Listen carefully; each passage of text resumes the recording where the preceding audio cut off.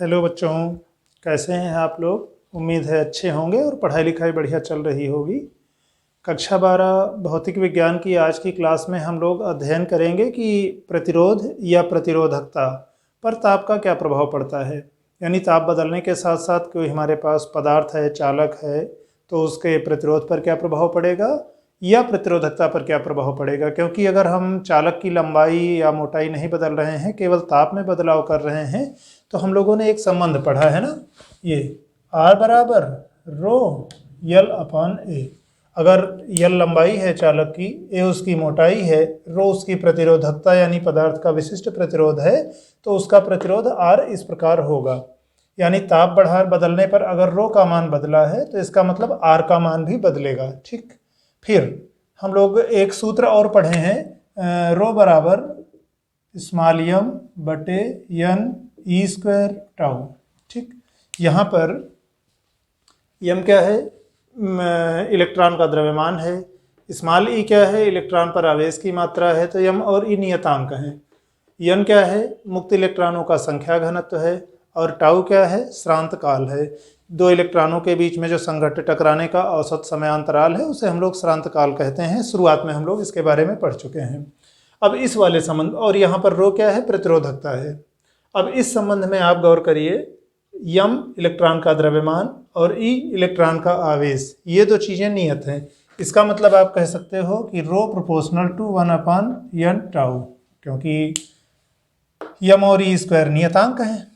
तो अब अगर ताप बदलने के साथ यन और टाउ मतलब इस राशि पर का क्या प्रभाव पड़ रहा है, ये हमें अगर पता रहे तो ताप परिवर्तन के साथ रो का क्या हो रहा होगा हम बता सकते हैं। ठीक, तो दो चीज़ों पर हमें ध्यान देना है, एक श्रांत काल, दूसरा मुक्त इलेक्ट्रॉनों का संख्या घनत्व। अब श्रांत काल क्या है, जैसे परमाणु है, परमाणु के धनायन है, कुछ इलेक्ट्रॉन उनसे जो छोड़ करके बाहर आ गए तो शेष परमाणु धनायन बन गया। बीच की खाली जगह में इलेक्ट्रॉन अनियमित गति कर रहे हैं, गति करते हुए टकरा रहे हैं, आपस में भी उनकी टक्करें हो रही हैं। धातु के कुछ धनायनों से भी टकरा सकते हैं, कुछ के द्वारा ग्रहण किए जा सकते हैं। तो ऐसे दो क्रमागत टक्करों के बीच जो औसत समय लगेगा वो श्रांत काल है। फिर आप गौर करिए, ताप बढ़ाने पर क्या होगा। जब आप ताप बढ़ाओगे तो पहली बात तो अणुओं के कंपन का आयाम या परमाणुओं के कंपन का आयाम बढ़ेगा। कंपन का आयाम बढ़ने से क्या होगा, बीच की जो औसत दूरी है, माध्य मुक्त पथ, वो कम होगा। हाँ, ये कुछ इस तरह का आप कह सकते हो, जैसे हम लोग दूरी, चाल और समय के बीच में संबंध पढ़ते हैं, तो समय बराबर होता है दूरी बटे चाल। दूरी कितनी चलनी है, औसतन मान लो माध्य मुक्त पथ जितना है उतनी दूर चलनी है। किस चाल से चल रहे हैं, जो उनकी अनियमित वाली ऊष्मीय चाल है, मान लो उस VRMS से वो चल रहे हैं।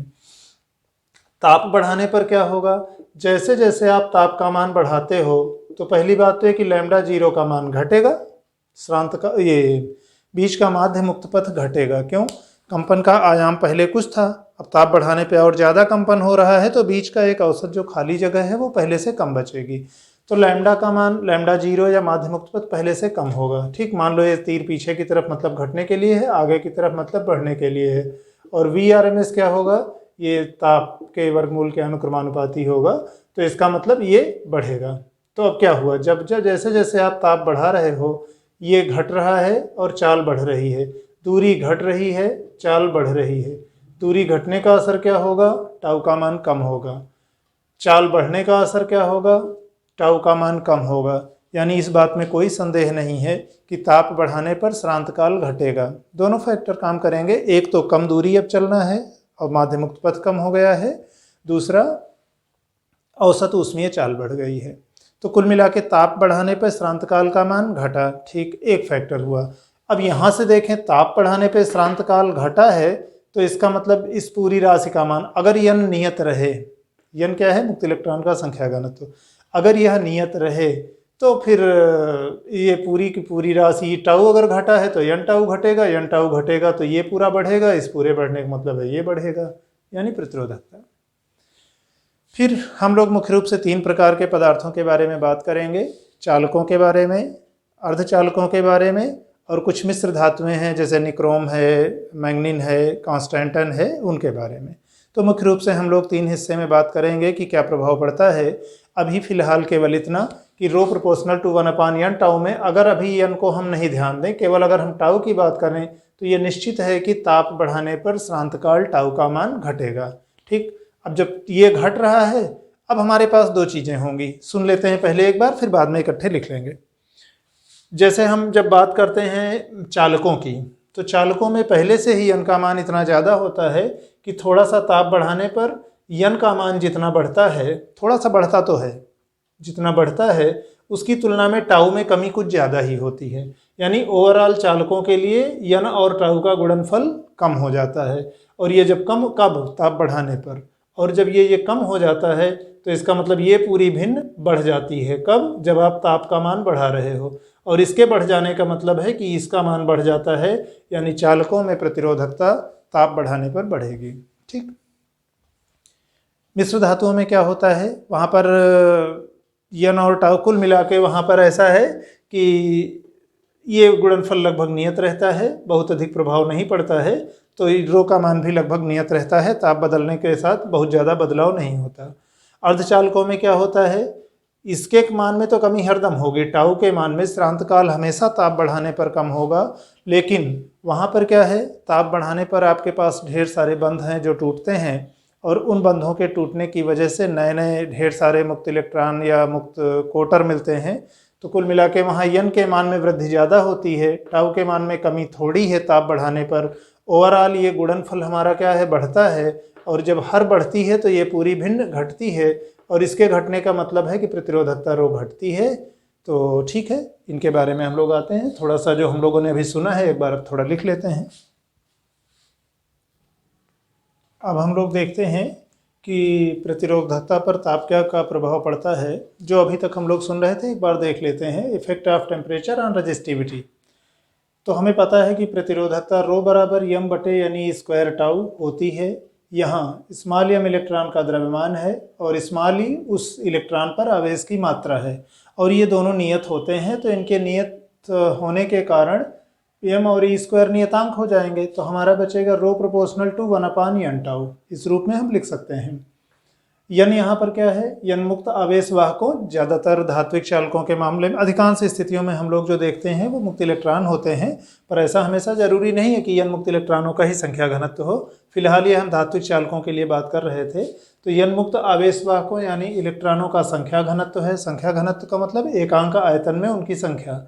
और टाउ क्या है, श्रांतकाल, श्रांतिकाल या विश्रांतकाल जो भी आप कहिए, इलेक्ट्रॉन की दो क्रमागत टक्करों के बीच लगा औसत समय। फिर तो अब रो प्रोपोर्शनल टू n टाउ पर हमें ध्यान देना है। m और e स्क्वायर नियतांक हैं, तो ठीक है, अभी हम मान के चल रहे हैं कि समय उन पर कोई प्रभाव नहीं पड़ रहा है। अब ताप बढ़ाने पर क्या होगा, ताप बढ़ाने पर माध्य मुक्त पथ यानी लैम्डा 0 का मान घटेगा, जो अणुओं के कंपन का आयाम बढ़ने के कारण। लेकिन इसी समय इलेक्ट्रॉन की ऊष्मीय चाल यानी Vrms बढ़ती है, और श्रांतकाल टाउ जो कि लगभग लैम्डा 0 बटे Vrms होता है। अब जब यह मान आपका घट रहा है, यह मान बढ़ रही है, किसी भी भिन्न में अगर अंश को आप घटा रहे हो तो भिन्न का मान छोटा होगा। ठीक, यहाँ पर क्या है, लैम्डा 0 घटा रहे हो इसलिए टाउ का मान कम होगा। ठीक, इसको भी देख लेते हैं। ताप बढ़ने पर Vrms बढ़ रहा है, हर का मान बढ़ रहा है, तो भी हमारा ये भिन्न मतलब टाउ का मान कम होगा। यानी चाहे आप माध्य मुक्त पथ वाला असर देखो, चाहे आप औसत चाल वाला देखो, दोनों ताप बढ़ने के साथ साथ इसको श्रांतकाल को घटाने का ही काम कर रहे हैं। तो कुल मिलाकर आप एक लाइन में सीधे ये कह सकते हो कि जैसे जैसे हम ताप का मान बढ़ाते हैं, इलेक्ट्रॉनों की जो औसत श्रांतकाल है, संघट्ट के बीच का औसत समय है, वो घटेगा। ठीक, तो ताप बढ़ाने पर टाउ का मान घट रहा है। अब पहले हम चालकों के लिए देख लेते हैं। तो अब पहला पार्ट इसी का है कि चालकों में ताप बढ़ाने पर क्या होता है, स्मॉल n यानी मुक्त इलेक्ट्रॉन के संख्या घनत्व के मान में न के बराबर वृद्धि होती है, बहुत थोड़ी सी वृद्धि होती है। हम ये तो नहीं कहेंगे कि बिल्कुल वृद्धि नहीं होती है, लेकिन बहुत थोड़ी सी वृद्धि होती है। और इसी समय पर ताप बढ़ाने पर टाउ का मान हमारा घट रहा है। n का मान थोड़ा सा बढ़ा, टाउ का मान ज़्यादा घटा। ओवरऑल टोटल असर ये रहता है कि ताप बढ़ाने पर n टाउ का मान आपका घट रहा है। क्यों, इस वाली राशि में कमी ज़्यादा आई है, n में बढ़ोतरी बहुत थोड़ी सी हुई है, ओवरऑल गुणनफल घट गया है। और जब ये गुणनफल n टाउ घट रहा है ताप बढ़ाने पर, तो यहाँ से आप देखो रो प्रोपोर्शनल टू 1/n टाउ। जब आपका n टाउ घट रहा है तो इसका मतलब 1/n टाउ बढ़ रहा है। इसका मतलब रो का मान बढ़ रहा है। तो इस वाले समीकरण से स्पष्ट है कि प्रतिरोधकता, और जब प्रतिरोधकता बढ़ेगी तो इस कारण से प्रतिरोध भी बढ़ेगा, आर बराबर रो या लपान ए। जब रो का मान बढ़ रहा है तो आर भी बढ़ेगा, तो प्रतिरोधकता भी बढ़ेगी और इस कारण प्रतिरोध भी बढ़ेगा। कब? जब आप ताप बढ़ा रहे हो। ये किनके लिए हम बात कर रहे हैं? हम अभी चालकों के लिए बात कर रहे हैं, ठीक। और इन पदार्थों का जो प्रतिरोध ताप गुणांक होता है उसे हम लोग यानी अल्फा, उसे हम धनात्मक कहते हैं। और एक रफ ऑन द स्केल हमने नहीं खींचा है, पैमाने पे नहीं खींचा है। इधर मान लो हम ताप को व्यक्त कर रहे हैं, इधर हम प्रतिरोधकता व्यक्त कर रहे हैं। तो चालकों के लिए क्या है, ताप जैसे जैसे आप बढ़ा रहे हो वैसे वैसे आपकी प्रतिरोधकता का मान बढ़ रहा है। कुछ इस प्रकार का परिवर्तन होगा, ऐसा ग्राफ दिखेगा, ठीक। यहाँ हमने एक समीकरण लिखा है, हमेशा इसी रूप में जरूरी नहीं है, व्यापक रूप इसका थोड़ा सा हम दूसरी, अच्छा आर की जगह पर यहाँ हम रो के रूप में भी लिख सकते थे ना। और कई बार वहाँ पर रहता है कि इस तरह हम लोग लिखते हैं रो टी बराबर, और ये रो और 1 plus alpha and T minus T not. और तो ठीक है, वो एक व्यापक है, खैर अभी उसको नहीं लिखे हैं, कोई नहीं, इस पर नहीं भी अभी ध्यान देते हैं।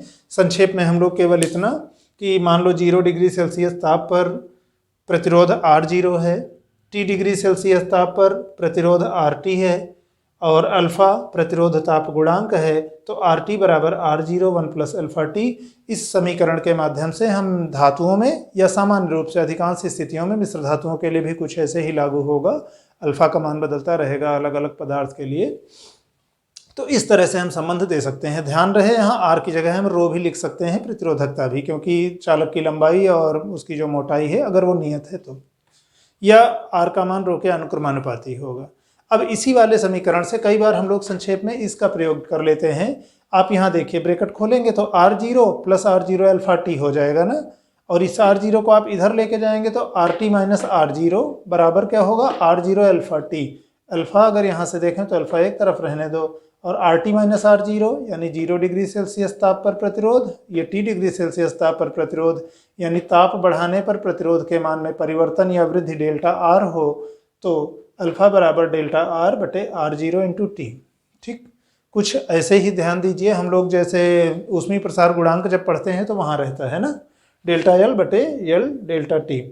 तो ठीक है, R यहाँ पर फिर से अल्फ़ा प्रतिरोध ताप गुणांक है, delta R T degree Celsius ताप बढ़ाने पर उसके प्रतिरोध में वृद्धि है, R0 0 डिग्री सेल्सियस ताप पर प्रतिरोध है। तो ये मुख्य रूप से चालकों के लिए है। थोड़ा सा ऐसे ही हम लोग मिश्र धातुओं के लिए, और फिर उसके बाद पहले मिश्र धातुओं का देखते हैं, उसके बाद अर्धचालकों के लिए। अब इसके बाद हम लोग कुछ और तत्वों में देखते हैं कि ताप बढ़ाने के साथ प्रतिरोधकता पर क्या प्रभाव पड़ता है। सबसे पहले मिश्र धातुओं में देखिए 2 नाम हैं, आमतौर पर हम लोग इनको मिश्र धातु यानी एलॉयज कहते हैं। एनसीईआरटी में मिश्रातु भी लिखा है, ये जैसे मैंने यहाँ मिश्रातु लिखा है तो इस तरह भी लिखा है। तो अगर कभी इस रूप में लिखा रहे तो, और आप मिश्र धातु पहले पढ़े हो तो कन्फ्यूज मत होना, दोनों फिलहाल एक ही रूप में प्रयोग, एक ही वस्तु के लिए एक ही समानार्थी शब्दों में प्रयोग में लाए जाते हैं। तो मिश्र धातुओं में क्या होता है, अब थोड़ा सा सुन लेते हैं। पहले तो हमने 2-3 उदाहरण लिखे हैं, जैसे एक निक्रोम या नाइक्रोम है जिसमें nickel 60%, iron Fe 26-26%, chromium Cr 12% और मैग्नीज Mn 2% होता है, ठीक है। ये एक मिश्र धातु है। उसी तरह कॉन्स्टेंटन एक उदाहरण लिखे हैं, इसको संभवतः यूरेका भी कहते हैं। इसमें कापर यानी तांबा 40% और निकिल कापर 60% होता है। इसमें कापर 60% होता है और निकिल 40% होता है। उसी तरह एक और मिश्र धातु है मैग्नीन, जिसमें कापर 84%, मैग्नीज 12%, निकिल 4% होता है। थोड़ा सा रुक करके पहले इनके बारे में सुन लेते हैं। इन मिश्र धातुओं में खास तौर पर निक्रोम या नाइक्रोम का उपयोग हमारे घरों में जो हीटिंग एलिमेंट होते हैं, जैसे प्रेस हुआ या जहाँ पर भी तार होता है और तार से हमें ऊष्मा उत्पन्न करनी होती है, वहाँ उपयोग में लाते हैं। बल्ब में टंगस्टन प्रयोग में लाते हैं, बाकी हीटिंग एलिमेंट में कॉइल के रूप में, हीटर वगैरह में हम लोग इसका प्रयोग करते हैं। हीटर है, प्रेस है, इनमें सब में आमतौर पर नाइक्रोम का प्रयोग किया जाता है क्योंकि इसका गलनांक काफ़ी उच्च होता है और ताप बढ़ाने के साथ भी इसमें प्रतिरोध बहुत तेज़ी से नहीं बढ़ता है। तो मुख्य रूप से गलनांक उच्च होने के नाते नाइक्रोम को हम लोग हीटिंग एलिमेंट में प्रयोग में लाते हैं। और मैंगनीन और कॉन्स्टेंटन ये दो मुख्य रूप से ऐसे मिश्रातुएं हैं, मिश्र धातुएं हैं जिनमें ताप बढ़ाने पर इनमें भी प्रतिरोध का मान या प्रतिरोधकता का मान बहुत नहीं बदलता है, ना के बराबर परिवर्तन होता है। तो इनका हम लोग उपयोग करते हैं जो प्रयोगशाला, जो हमको निश्चित परिमाण के जो प्रतिरोधक कहीं पर बनाने होते हैं, तार आबद्ध प्रतिरोधक, यानी ऐसे प्रतिरोधक जहां पर हम एक निश्चित लंबाई का, निश्चित मोटाई का तार लेते हैं, उसका एक निश्चित प्रतिरोध होता है। जैसे प्रतिरोध बॉक्स हम लोग प्रयोगशाला में उपकरण में प्रयोग में लाते हैं कि जिस कुंजी को आप निकालेंगे उससे एक ज्ञात प्रतिरोध का, ज्ञात मात्रा का प्रतिरोध परिपथ में लग जाएगा। तो जहाँ पर मानक प्रतिरोध इस तरह से तार आबद्ध, मतलब तार से जो लपेट के या तार से बनाए गए होते हैं, उनको बनाने में हम लोग प्रयोग करते हैं प्रायः कांस्टेंटन और मैग्नीन का। तो नाइक्रोम हीटिंग एलिमेंट में और ये मिश्र धातुएं मुख्य रूप से प्रतिरोधक तार बनाने के रूप में प्रयोग में लाए जाते हैं।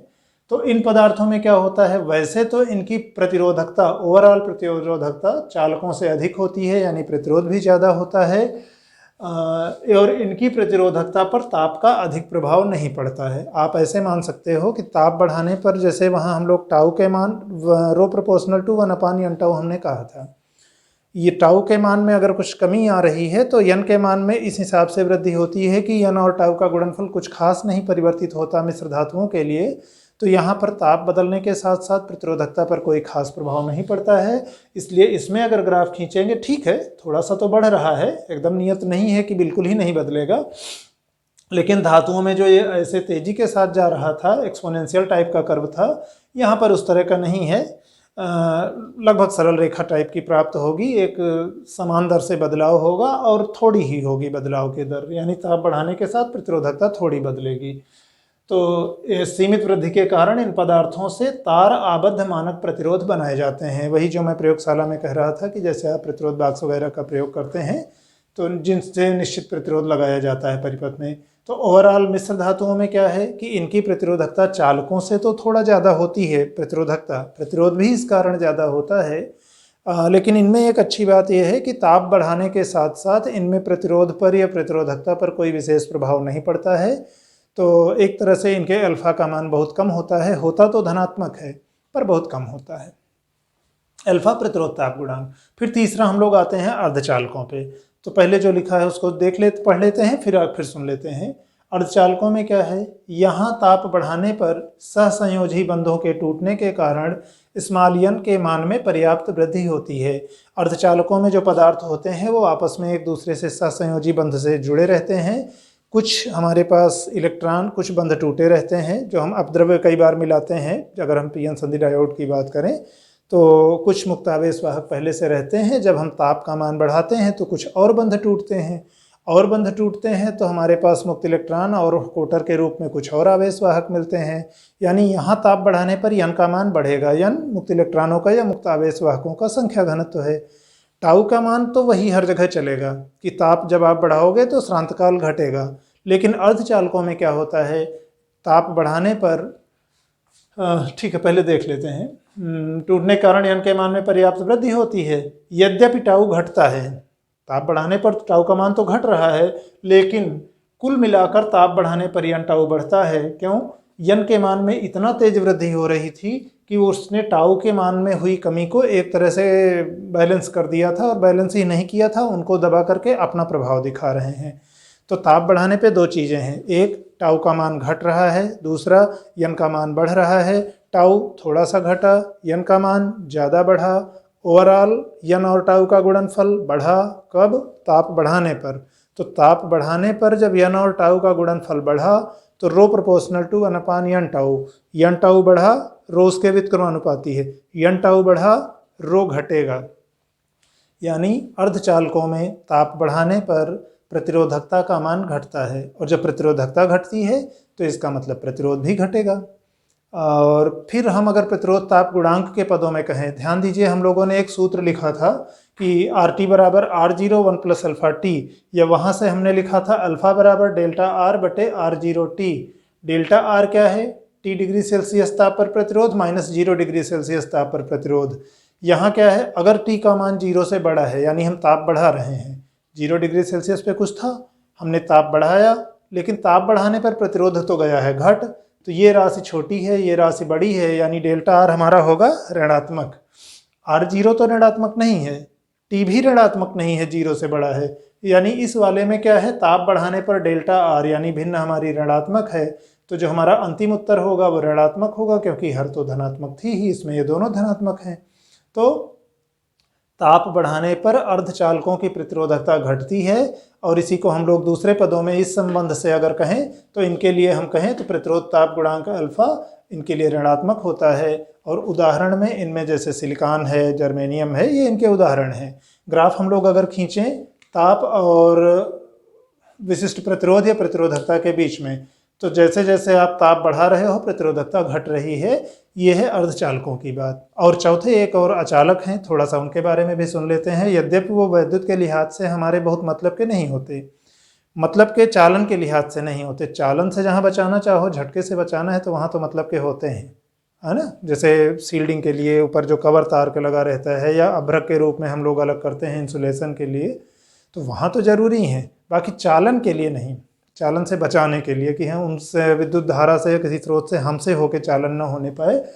तो फिलहाल अचालकों में क्या होता है, वहाँ पर पहले से ही मुक्तावेश वाहक बहुत कम होते हैं, मुक्तावेश वाहक बहुत कम होते हैं, प्रतिरोधकता बहुत ज़्यादा होती है, और प्रतिरोधकता बहुत ज़्यादा होने के नाते वहाँ पर जब आप ताप का मान बढ़ाते हो तो थोड़े से, जैसे हम अर्धचालकों में कह रहे हैं ना कि ताप बढ़ाने पर मुक्तावेश वाहकों की संख्या थोड़ी बढ़ रही है, अचालकों में भी कुछ ऐसी ही कहानी होगी।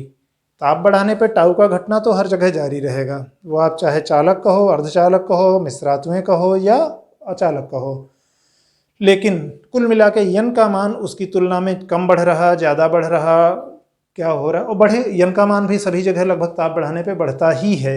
ऐसा कहीं नहीं होगा कि ताप बढ़ाने पर यन का मान घटे।